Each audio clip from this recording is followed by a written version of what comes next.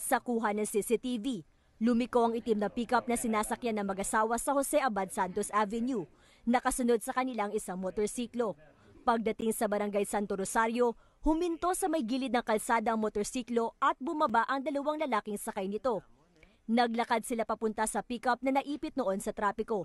Maya-maya ay tumatakbo na sila pabalik sa motorsiklo at saka tumakas.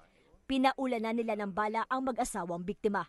They're already tailing the victim's vehicle. 3 po ang tama ni Miss Lerma at 6 naman po ang tama po ni Mr.